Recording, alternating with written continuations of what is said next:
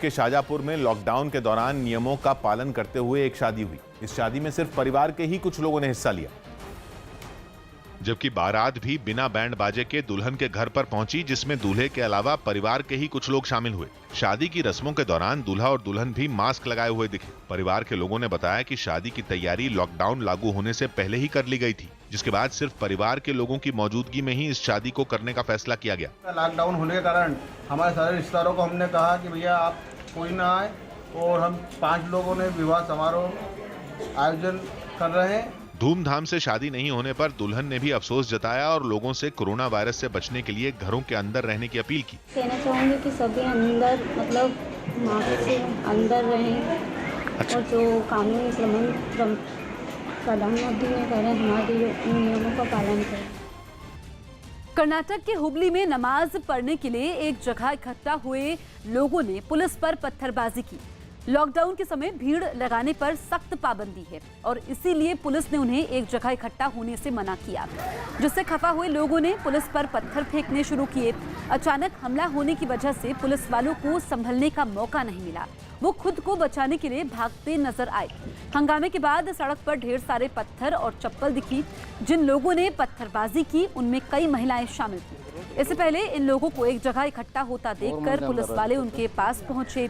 उन्हें ये समझाने की कोशिश की कि कोरोना के खतरे से बचने के लिए एक जगह इकट्ठा ना हो, लेकिन पुलिस वालों की इस बात पर नमाज पढ़ने के लिए जुटी भीड़ भड़क गई और पत्थर फेंकने शुरू किए।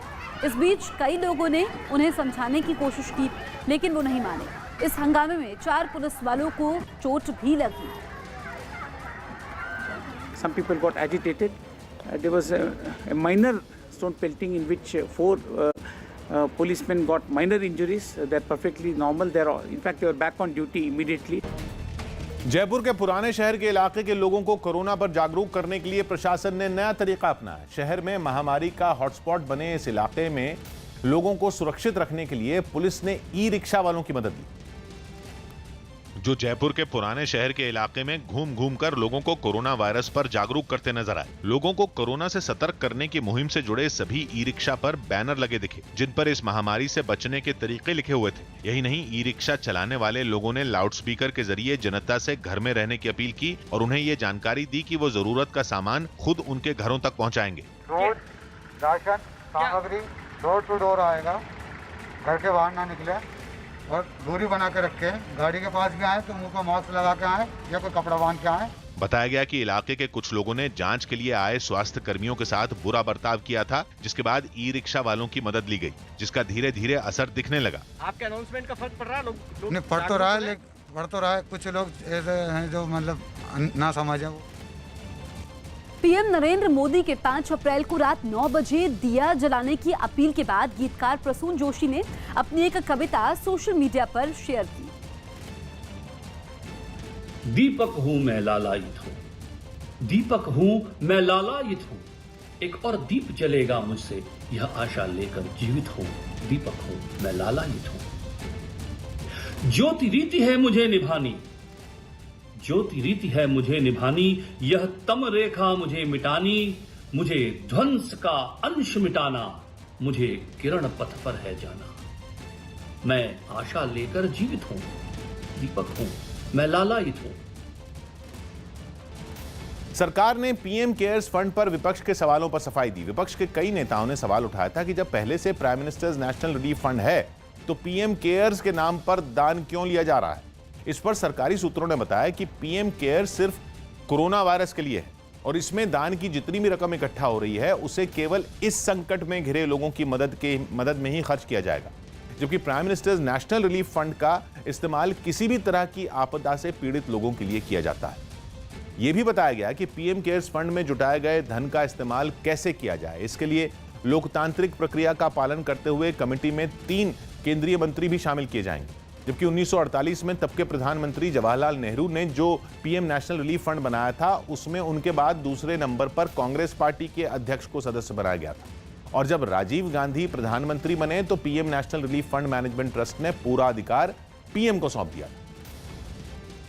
कोरोना वायरस के बढ़ते मामलों को देखते हुए नॉर्दर्न आयरलैंड में कब्रें तैयार करने का काम तेज कर दिया गया। वहां पर अब तक कोरोना की वजह से 36 लोगों की मौत हो गई, जबकि 800 लोग कोरोना पॉजिटिव पाए गए हैं और बताया गया कि यह आंकड़ा अभी और बढ़ेगा।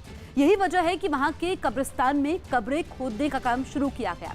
खुदाई करने वाली मशीनों की मदद से अब तक 50 कब्रें तैयार कर ली गई, जबकि 50 और कब्रें तैयारी उसकी हो रही है। आशंका इस बात की है कि कोरोना के मामले तेजी से बढ़ेंगे और मरने वालों का आंकड़ा 3000 के पार जा सकता है।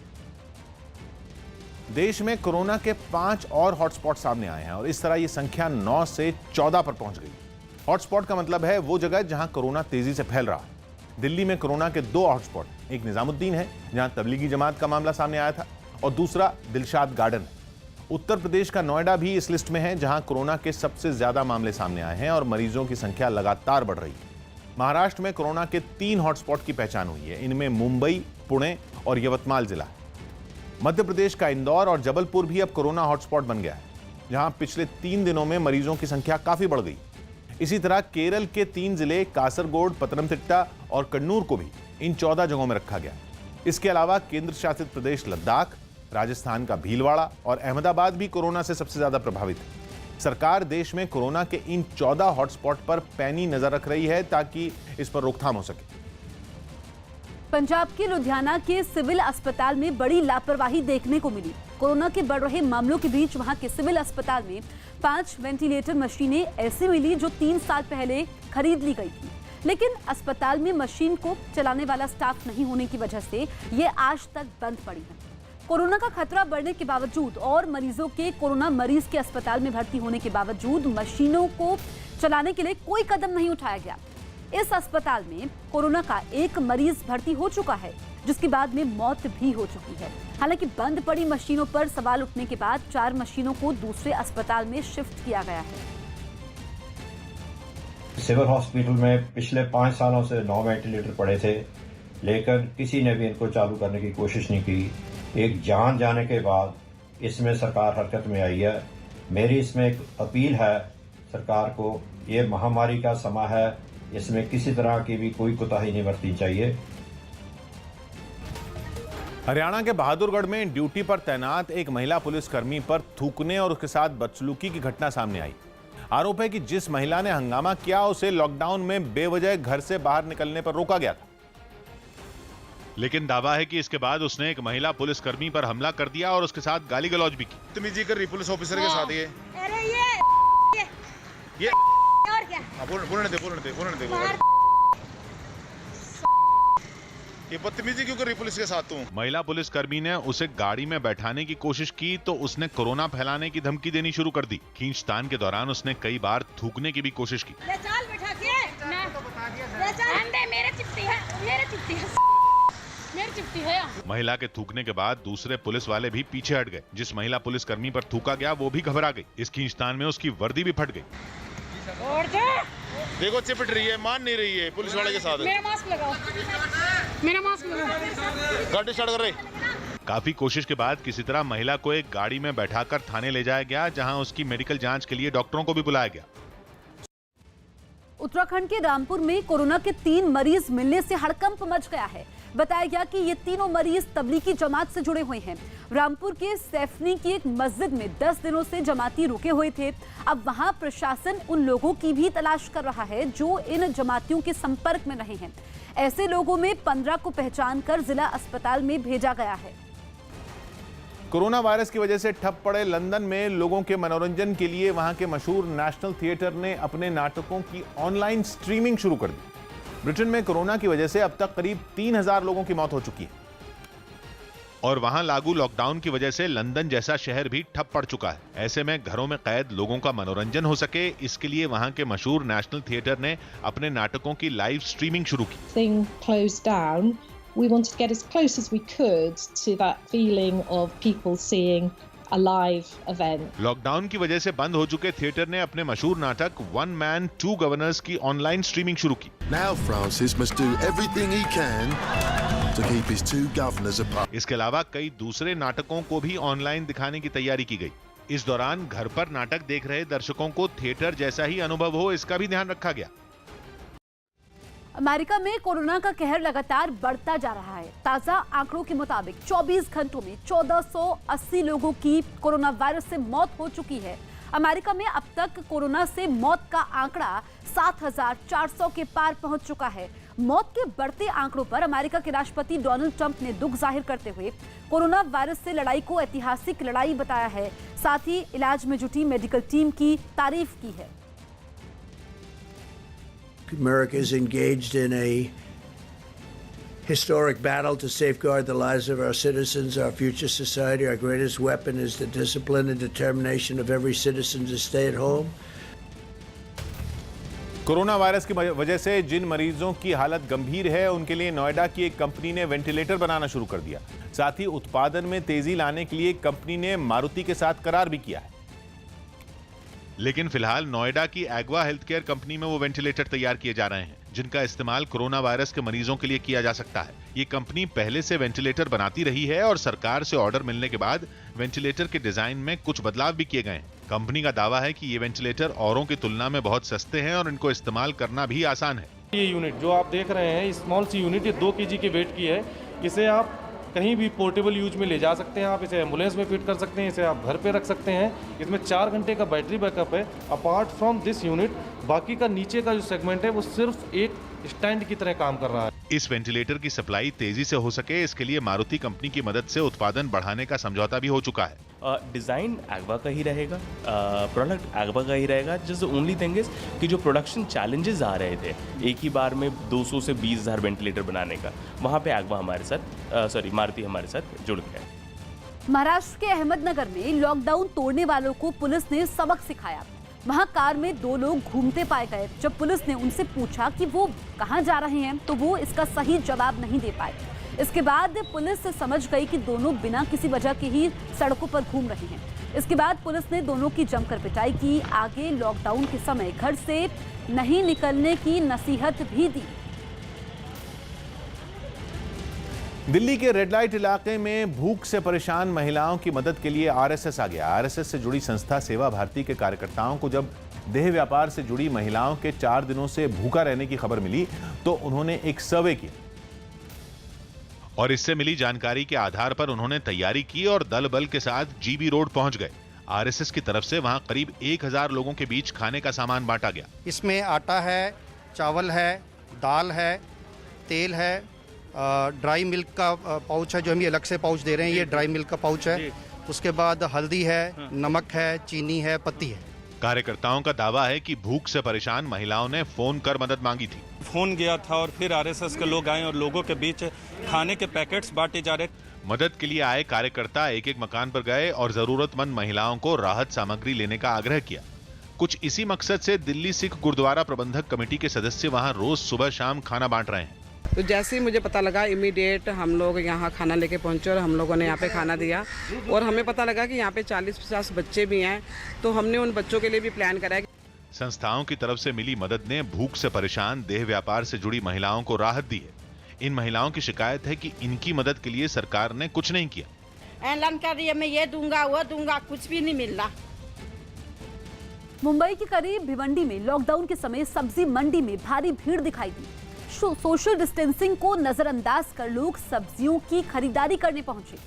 सरकार और प्रशासन की लगातार अपील के बावजूद कई जगह लोगों की भीड़ जमा हो रही है। दिल्ली में कोई भूखा न रहे इसके लिए एक परिवार रोजाना 2000 लोगों को खाना खिला रहा है। कोरोना वायरस की वजह से देश भर में लॉकडाउन लागू है, काम धंधे ठप हैं। ऐसे में रोज कमाकर खाने वाले मजदूरों के सामने खाने पीने का संकट खड़ा हो गया है, जिसे देखते हुए दिल्ली के रोहिणी इलाके में रहने वाला एक परिवार रोजाना 2000 लोगों को खाना खिलाने के काम में जुटा है। यही नहीं, जरूरतमंद लोगों के लिए खाना बनाने का काम भी परिवार के सदस्य ही करते हैं। इस दौरान वहां परिवार के कई लोग खाना बनाते दिखाई दिए। कोई दाल बनाता दिखा तो कोई चावल तैयार करता नजर आया। टीवी में देखा तो काफी मजबूर लोग हैं जिनको खाना नहीं मिल पा रहा किसी कारण से। 500 से स्टार्ट किया और फिर 1000 किया, 1500 किया, कल से 2000 में खाना खिला रहे। बाद में खाने को गाड़ी में रखकर शहर के बादली इलाके में ले जाया गया, जहां जरूरतमंदों को खाना बांटा गया। खाना लेने के लिए वहां आदमियों के साथ महिलाओं और बच्चों की भीड़ दिखाई दी। जो लाइन में सोशल डिस्टेंसिंग यानी एक दूसरे से दूर खड़े होकर खाना लेने के लिए अपनी बारी का इंतजार करते दिखे। खाना लेने आए कई मजदूरों ने मास्क पहन रखे थे और जिन लोगों ने मास्क नहीं लगाए थे उन्हें वहां मास्क भी दिया गया। तमाम लोग लंबी कतारों में सोशल डिस्टेंस मेंटेन करते हुए खाने का इंतजार कर रहे हैं। खाना बट रहा है और वो तमाम लोग जिन्होंने मुंह पर मास्क नहीं लगाया है उन्हें मास्क भी यहाँ पर बांटा जा रहा है। इतना ही नहीं, कोरोना वायरस न फैले इसके लिए खाना बांट रहे लोग मुंह पर मास्क और हाथों में दस्ताने पहने नजर आए। पुणे में कोरोना का एक और मरीज मिला है। इस मरीज के साथ उसके संपर्क में आए 9 लोगों को भी अस्पताल में भर्ती करवाया गया है। कोरोना का ये नया मामला हड़पसर इलाके में सामने आया है, जिसके बाद पुलिस ने देर रात मरीज के संपर्क में आए 9 संदिग्ध लोगों को अस्पताल में भर्ती करवाया। महाराष्ट्र में कोरोना के मामले लगातार बढ़ते जा रहे हैं। यहाँ अब तक कुल 490 कोरोना के मरीज पाए गए हैं, जबकि अब तक कुल 26 लोगों की मौत भी हो चुकी है। कोरोना वायरस को फैलने से रोकने के लिए इराक के करबला में एक बार फिर कर्फ्यू लगा दिया गया। इराक में कोरोना से अब तक 54 लोगों की मौत हो चुकी है, जबकि 700 से ज्यादा मामले सामने आए। ऐसे में शिया मुसलमानों की सबसे पवित्र जगह में भी लोगों के आने पर पूरी तरह रोक लगा दी गई। करबला के धार्मिक स्थल के चारों तरफ हथियारों से लैस जवान तैनात कर दिए गए। कई हथियारबंद जवान गाड़ियों में बैठकर गश्त करते नजर आए। कर्फ्यू के ऐलान के साथ ही वहां के बाजार बंद हो गए और सड़कों पर सन्नाटा पसर गया। इक्का दुक्का गाड़ियां ही सड़कों पर दिखाई दी। सड़कों पर तैनात सुरक्षा बल ने वहां से गुजरने वाली गाड़ियों की भी जांच की।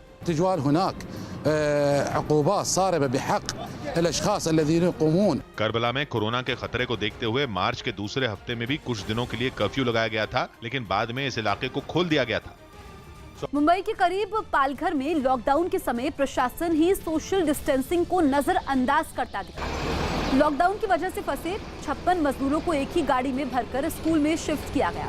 इन 56 लोगों में औरतें और छोटे बच्चे भी शामिल थे। लॉकडाउन की वजह से देश में जगह जगह सन्नाटा पसरा है। सड़कें खाली हैं, जबकि बाजार और रेस्टोरेंट बंद हैं। ऐसे में आवारा कुत्तों और दूसरे जानवरों के खाने पीने का जब कोई जरिया नहीं बचा, तो उनकी मदद के लिए त्रिपुरा की राजधानी अगरतला में एक एनजीओ आ गया है, जहां पॉसम नाम के एनजीओ से जुड़े लोग खाना लेकर सड़कों पर निकले और गली गली जाकर कुत्तों को खाना खिलाया। खाना खिलाते वक्त इन लोगों ने भी सावधानी बरती और अपने चेहरे मास्क और हाथ दस्तानों से ढके रखे। जानवरों को खाना खिलाने के लिए एनजीओ की तरफ से बाकायदा जिला प्रशासन से इजाजत भी ली गई। We are feeding over 300 street dogs, cats and other animals in and around Agartala. Lockdown लागू होने के दिन से ही एनजीओ रोजाना सैकड़ों जानवरों को दिन में 2 बार खाना खिला रहा है। महाराष्ट्र के नासिक में एक शख्स को गिरफ्तार किया गया है। जमील नाम के शख्स का एक वीडियो वायरल हुआ था, जिसमें वो 500 के नोट से अपनी नाक पोंछता दिखा था। वीडियो में जमील ने दावा किया था कि उसे कोरोना है और वो नोट को अपनी नाक पर रगड़ता दिखा। इसके बाद पुलिस ने उसे गिरफ्तार कर लिया। जैसे ही हमें पता चला कि टिकटॉक पे एक वीडियो अपलोड हुआ है, तुरंत कार्रवाई करते हुए हम उस व्यक्ति को मालेगांव से तुरंत अरेस्ट किया। जो सीरियस सेक्शंस हैं प्रीवियस ऑफेंसेस के, वो सेक्शंस के तहत उसके ऊपर गुनाह दाखिल किया है और कोर्ट में प्रोड्यूस किया है और हमें उसकी पुलिस कस्टडी में है। कोरोना वायरस से जंग लड़ने के लिए पूरी दुनिया जहां स्वास्थ्य सुविधाएं बढ़ाने पर ध्यान दे रही है, वहीं पाकिस्तान ने कब्रिस्तान तैयार करने शुरू कर दिए। सोशल मीडिया पर पाकिस्तान के न्यूज चैनलों की वो रिपोर्ट वायरल हो रही है जिनमें कोरोना पीड़ितों के लिए अलग कब्रिस्तान की खबर दिखाई गई।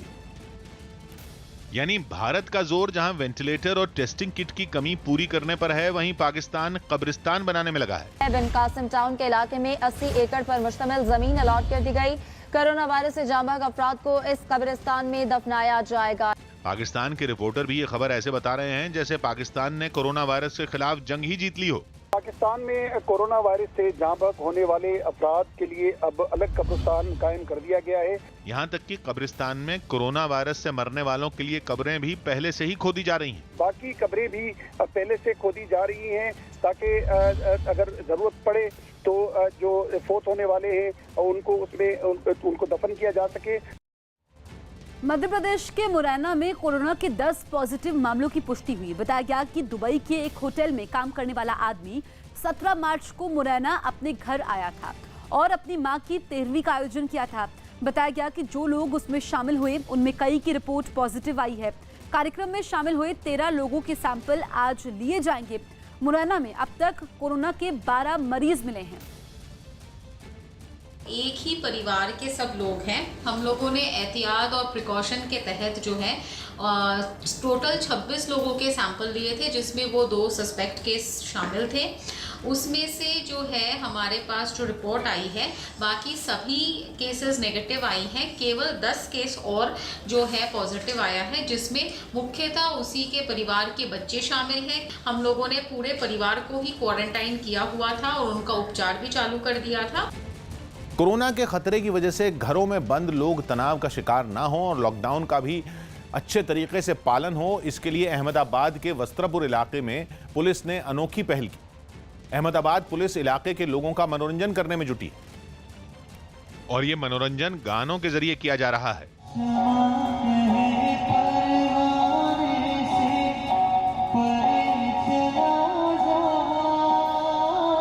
लॉकडाउन में लाइव कॉन्सर्ट का यह अनोखा तरीका लोग काफी पसंद कर रहे हैं।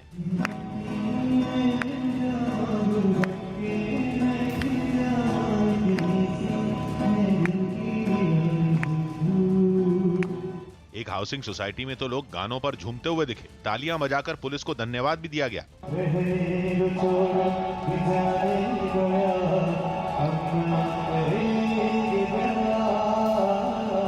पुलिस के मुताबिक दिन भर में ऐसे कई ट्रक रिहायशी इलाकों में जाते हैं ताकि लोगों को ये महसूस न हो कि वो घरों में बंद हैं और अकेले हैं। पुलिस ने इस पहल को फील गुड थेरेपी नाम दिया है, मतलब ऐसी थेरेपी जो लॉकडाउन में भी लोगों के चेहरों पर मुस्कान ला रही है। इस माहौल में लोग अपने अपने घर में रहते हैं और एक टेंशन में रहते हैं, तो उसी माहौल में लोगों को थोड़ा संगीत सुनाया जाए और संगीत सुनाने के बाद तुरंत कोरोना के रिलेटेड जो स्ट्रिक्ट इंस्ट्रक्शन है वो भी सुनाई जाए, तो इसका बहुत अच्छा इफेक्ट हुआ है।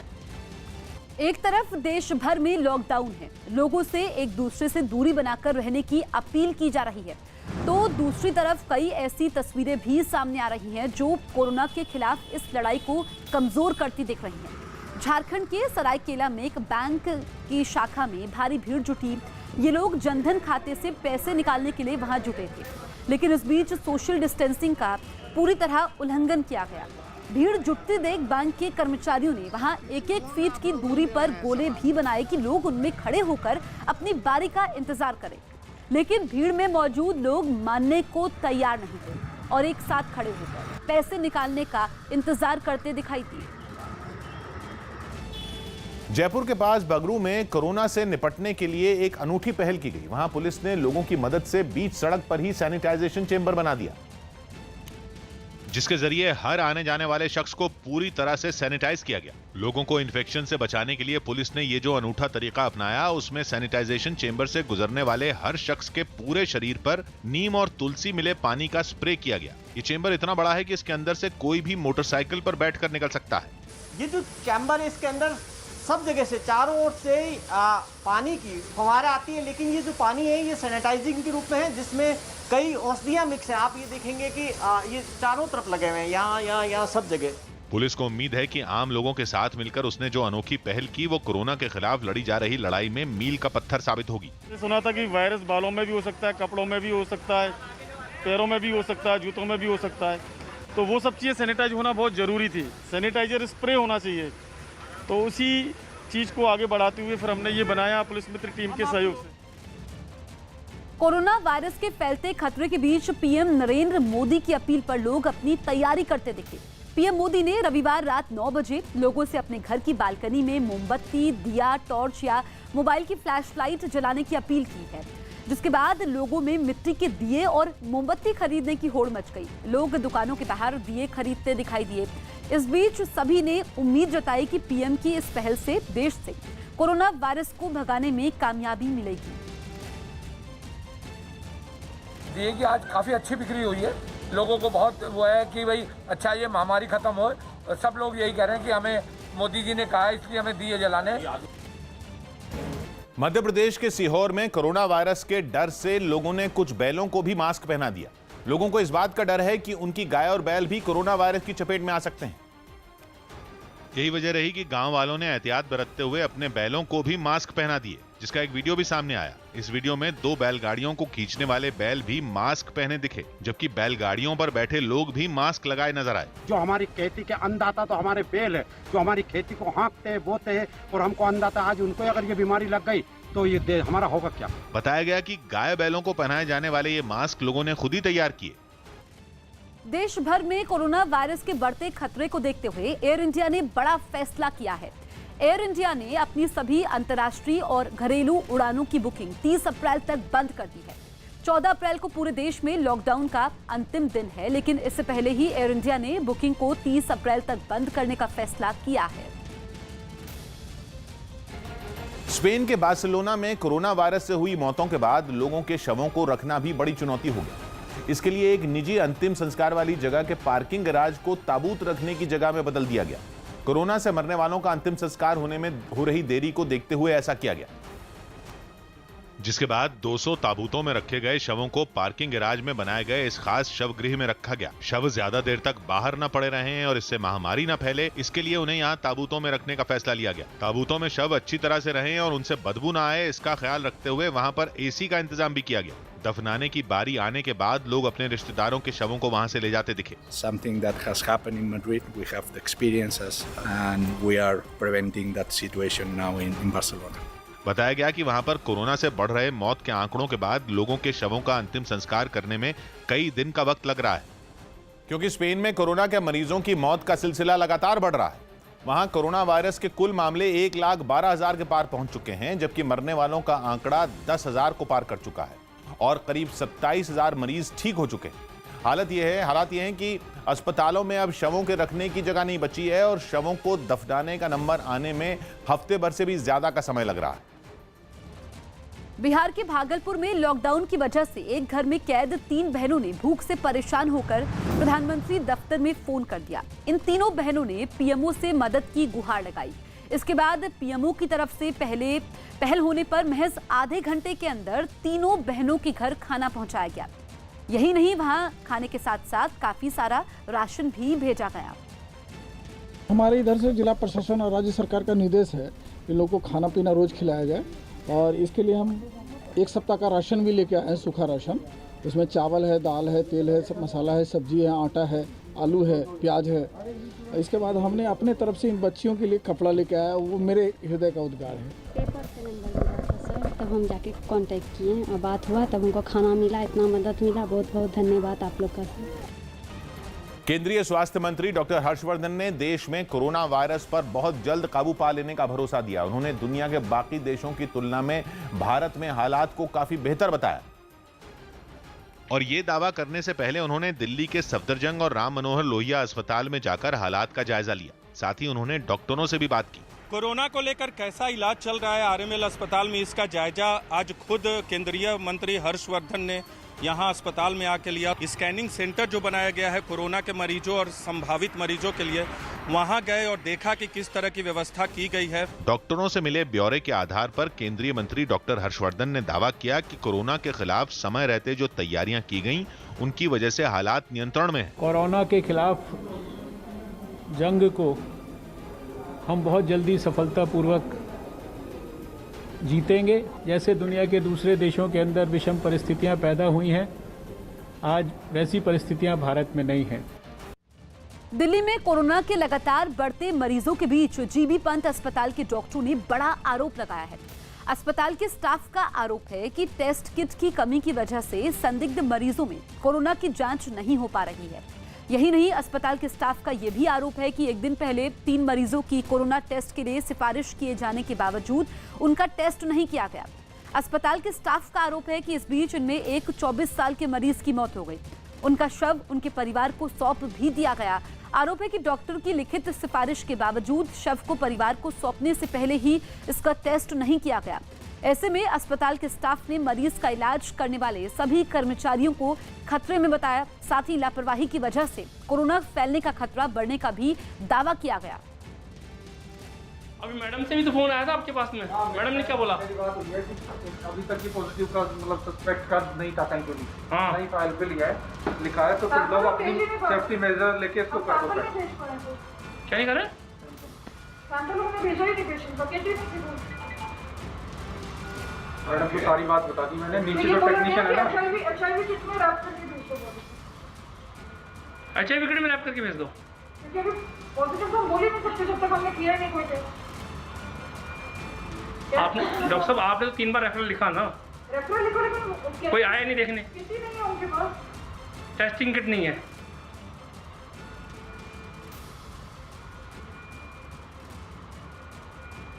आपको क्या लग रहा है? MS बोल रहे हैं मेडिकल सुपरिटेंडेंट कि जब तक हमारे पास हम किसी पेशेंट को पॉजिटिव को लेबल ही नहीं कर सकते, किट के बिना नहीं कर सकते, सही बात है, लेकिन सस्पेक्ट हमें तो लग रहा है ना, सिम्टम्स तो है ना, उससे क्या कर सकते हो, कुछ कर ही नहीं सकते पेशेंट को।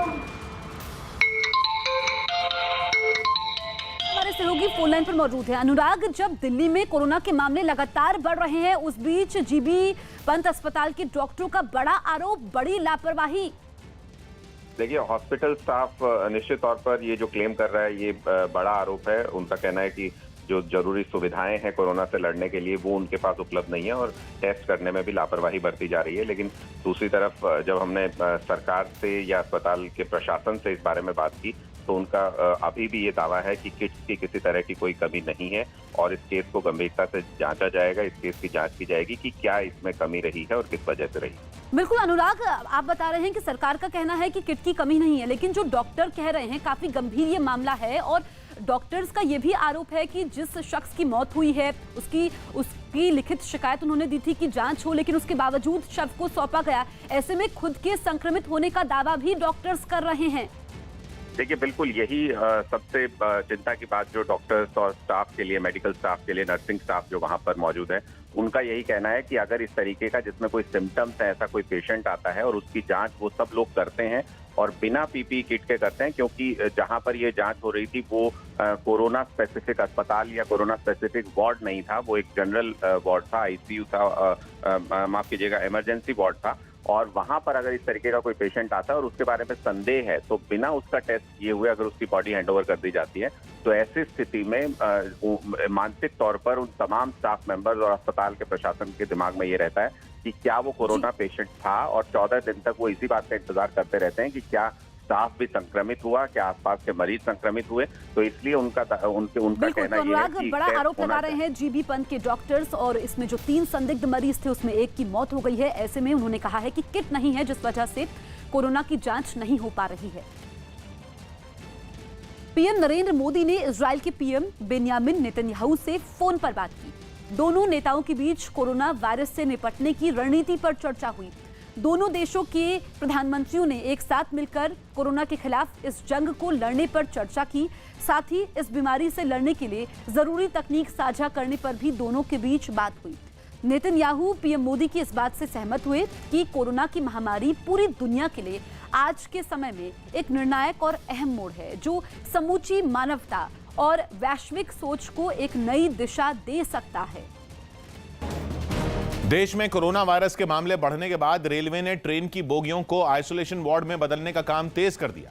जरूरत पड़ने पर इन बोगियों में मरीजों को रखा जाएगा, जिसके लिए रेलवे के कर्मचारी इन बोगियों को तैयार करने में जुट गए। बताया गया कि अब तक 410 बोगियों को आइसोलेशन वार्ड में तब्दील कर दिया गया है। मैं इस वक्त मौजूद हूं परेल वर्कशॉप के परिसर में और इसी वर्कशॉप में रेलवे के द्वारा आइसोलेशन वार्ड बनाया जा रहा है रेलवे की कोचेज को। इन बोगियों में नहाने के लिए बाथरूम के साथ ही पंखों और दूसरी जरूरी सुविधाओं के भी इंतजाम किए गए हैं। Mobile charging point, mosquito net और बेड और डस्टबिन जो कि 3 अलग अलग कलर कोड में अलग अलग डिस्पोजल के लिए व्यवस्था की गई है।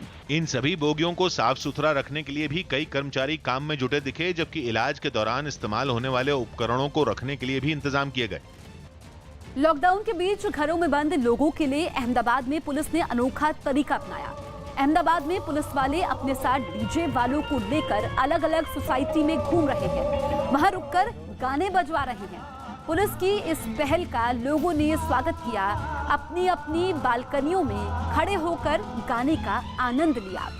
यही नहीं, वहां मौजूद एक महिला कांस्टेबल ने भी गाना गाकर लोगों का मनोरंजन भी किया।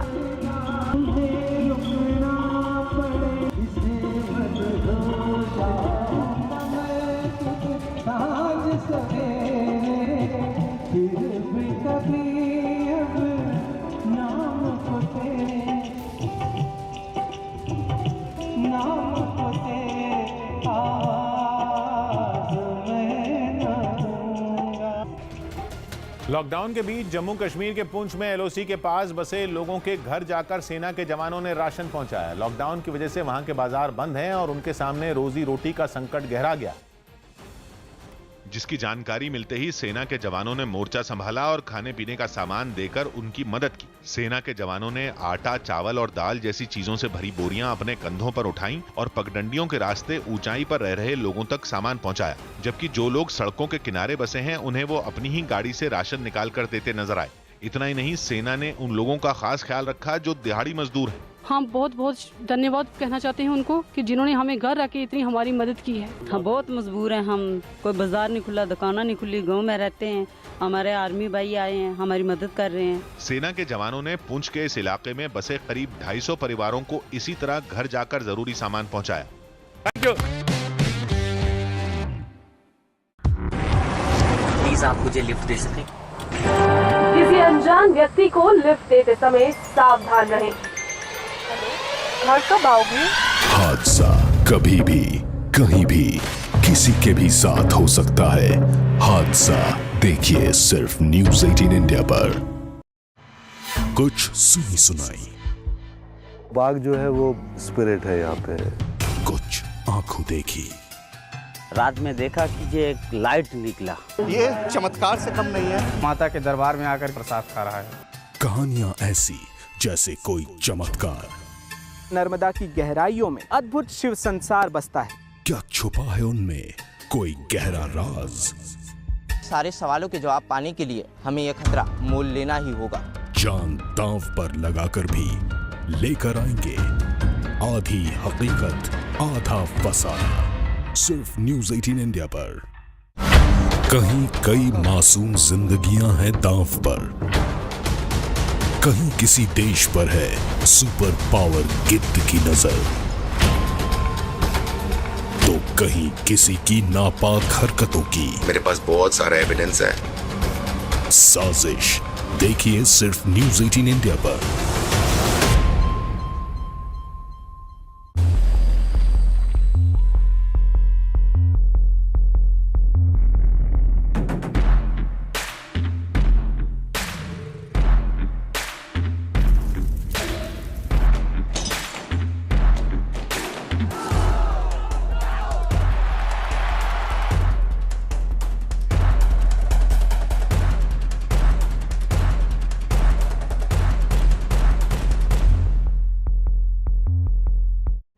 बात में होगा हिंदू मुसलमान तो कैसे बनेगा मेरा भारत महान?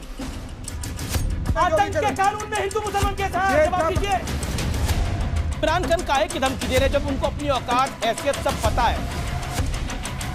ये देश अपना हक लेना जानता है। आर पार देखिए अमीश देवगन के साथ सिर्फ न्यूज़ 18 इंडिया पर। एक रिसर्च के मुताबिक कोरोना वायरस छींक या खांसी के जरिए 8 मीटर की दूरी तक फैल सकता है। जापान में हुई इस रिसर्च में एक खास तरह के कैमरे के जरिए लोगों के छींकने और खांसने के तरीकों को रिकॉर्ड किया गया, जिससे मिली जानकारी के मुताबिक कोरोना वायरस छींक या खांसी के जरिए 8 मीटर तक जा सकता है। बताया गया कि छींकने या खांसने के वक्त निकलने वाले छोटे आकार के कण हवा में ज्यादा दूरी तक फैल जाती हैं और इनके साथ वायरस भी हवा में तैरने लगता है। इस बीच अगर वहां कोई दूसरा इंसान मौजूद है तो ये वायरस नाक या मुंह के रास्ते उसके अंदर भी जा सकता है। रिसर्च के समय मास्क के इस्तेमाल से जुड़ी जांच भी की गई, जिसमें साफ नजर आया कि मास्क लगाने के बाद छींकने या खांसने से हवा में फैलने वाले वायरस को रोका जा सकता है।